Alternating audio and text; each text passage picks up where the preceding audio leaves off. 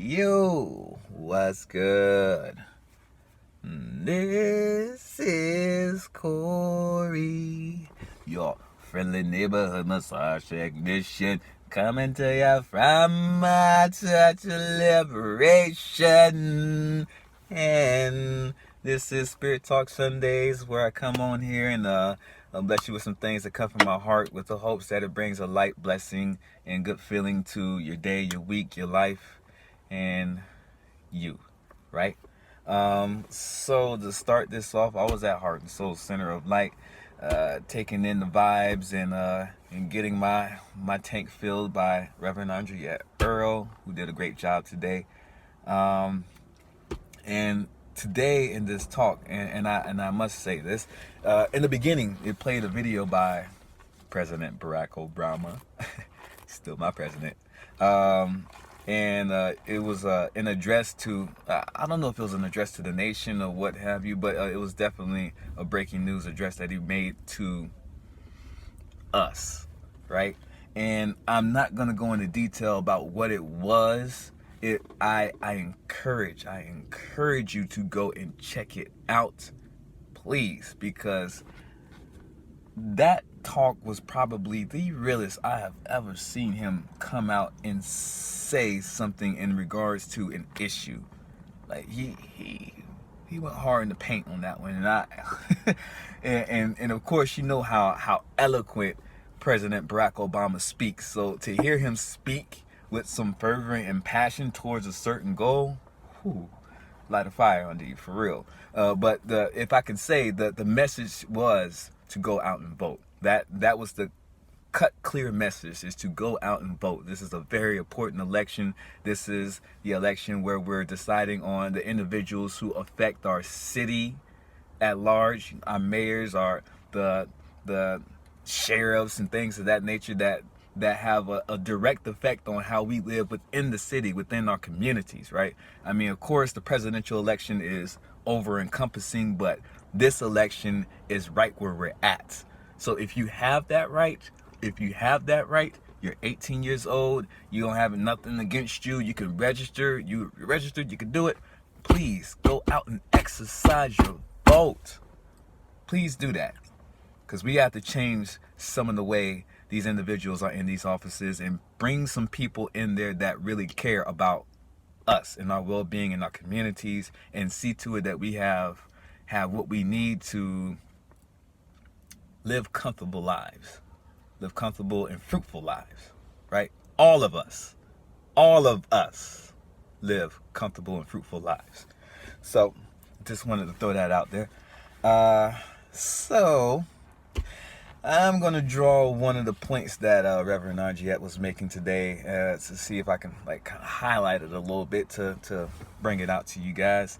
And she made a comment that said, what you draw your attention to shows in your life. You know, quite honestly, I don't know if she actually said that. I want to say I paraphrased it in some respects, but if she didn't, it was definitely within that world. And so what you draw your attention to shows in your life, right? The example that was used for this, and I've used this several times myself, is say you're out in the world and driving around, you see this I don't know, little red Corvette, or something like that. It's like, whoa, that's a nice looking car right there, that red Corvette. And you draw your attention to that for that moment. And then all of a sudden you start to see little red Corvettes running around all over the place. It's like, whoa, that was the first time I noticed it, but I didn't notice how many people have little red Corvettes, and it just starts to draw your attention to that thing, right? Those Corvettes were already out driving along the street all day. It just so happens that now your attention is focused on it, so they appear to you more. It's not that they show up more, it's just that your attention is focused on it more. Right? So how many times do we do this type of activity in our lives? If I was to sit down and say, it's like, man, this is a difficult life. We draw our attention to difficult life situations, and all of a sudden everything that we do just becomes so difficult. You walk down the street and someone makes these racist slurs and comments and stuff like that. It's like, whoa. It's like, man, I didn't know how racist this city was. All of a sudden, everybody within this city is racist as all. It's like, whoa, I didn't notice that. Now, they were already there. All of them, all of these things were already there. They didn't change, they didn't grow or anything of that nature. You just have your focus pinned on that type of situation. So when you focus on it, it shows more clearly in your life. It shows more clearly in your life. And if this is something that you don't want in your life, you don't want difficult situations in your life, you don't want to hear these negative racist people around your life, don't focus your attention on them. Don't focus on them. And draw your eyes to something that you really want to see. You want to see beautiful people. You want to see your people thrive. You want to see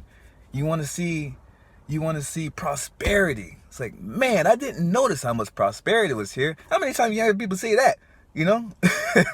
I didn't notice how beautiful black is. All of a sudden, everything that's black is the most beautiful thing in the world. You know what I'm saying? Draw your attention to something that you want to see. And if you do so, those things will start to open up because they've already been around. Black has always been beautiful. Always. Nothing has changed about that. It's that you're not looking at it. You know what I'm saying? What you draw your attention to shows in your life. Draw your attention to what you want to see in your life. And all of those doors open up. They don't change. They have always been there. The only thing that changes is your perspective of how they look, because your eye was not there. There it is. You get what I'm saying? What you want to see, focus. What you want to see, focus. And it'll come to your sights. So, with that, I don't think I'm going to take too much time. I'm up to about 7 minutes right now. I don't want to, draw it out and whatnot. I think that that's enough for today, just so you understand that, your life is more or less what you make it. This is an inner thing. This is an inner trial, any inner tribulation that we're going through right now. The outside world is a representation of our inside world. If we don't see ourselves as beautiful human beings, then the outside world looks disgusting in some respects. Everybody is faulting us. Everybody is doing this, that, and the third to us to make us feel like we're the scum of the world, right? Everything outside is a representation of us inside. So the cleaner we are in here, bum, bum, bum, bum, bum, bum, the better the world looks out there. Bum, bum, bum, bum, bum, bum. It is our hearts. It is our soul. It is everything that we are to see. All of this negativity is negativity within our hearts. Just understand that. So the more we clear that negativity out of our hearts and get that out there, just scrub it off a little bit, put some soap on it, clean it up a little bit, the more we start to see positive changes for everyone. Everyone. Because it starts with you. Your cleanness radiates out to everyone else. And everyone else wants to become clean because you clean. When I see clean, it's like, wow, that's clean. I want to get clean too. It does that to us. So just make sure that as we're looking at these I guess what we don't want to see in our lives, just take that as a note that we need to get better. Soon as you see something that's off-putting, it's like, guess I'm not done getting better. I guess I must not be done getting better. Because it's still there, right? So remember that. So, I'm going to go ahead and sign this thing off, right? So, Corey, your friendly neighborhood massage technician. Coming to you from a touch celebration.